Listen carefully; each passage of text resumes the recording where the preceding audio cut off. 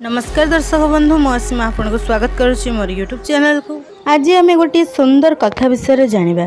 मोर आपण मानक निवेदन रहिला जे आपण माने वीडियो को मूल शेष जाए निश्चय देखिए, जो कारण जो आपण माने एक रहस्यमय पौराणिक कथा विषय जानीपारे एवं आपण जीवन प्रयोग करें, जहाद्वारा भगवान विष्णु को आशीष लाभ करें। वीडियोटी आपण मानक भल लगे लाइक करेंगे, शेयर करेंगे, चैनल को सब्सक्राइब करदेवे। आज आम निर्जला एकादशी व्रत विषय जानिबा। यह करने द्वारा कौन होता है, यह क्यों माने करवा उचित, यह किपरि भाव आम नियमर सह पालन करवा। यही एकादशी व्रत ज्येष्ठ मास शुक्ल पक्ष एकादशी दिन पड़ी था। हिंदू धर्मर यही एकादशी व्रत केवल धार्मिक महत्व रखेना, मानसिक एवं शारीरिक स्वास्थ्यर महत्व रखि था। एकादशी व्रत भगवान विष्णु को आराधना करा जाय था।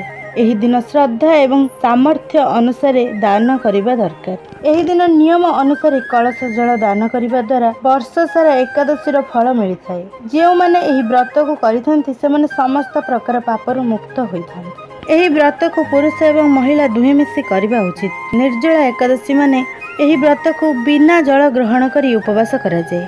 सेथिपई एही व्रतर बहुत कष्ट एवं साधना सहित समान होइथाय। हिंदू पंजिका अनुसार वृषभ एवं मिथुन संक्रांति मध्य शुक्ल पक्षर एकादशी को निर्जला एकादशी कहुए।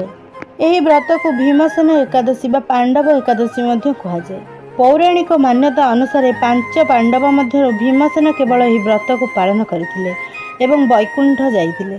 सेथिपई एहाकु भीमसेन एकादशी बोली कहुए।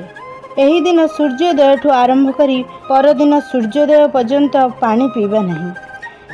दिन सारा कम कथा कहवाई चेष्टा करवा। दिन सारा शोवा नहीं, इच्छा कहवा नहीं कि एवं रागिबा नहीं। यही नियम सब पालन कले भगवान कृपा लाभ है। वीडियो केमिति लागिला कमेंट करी निश्चय जणाइबे।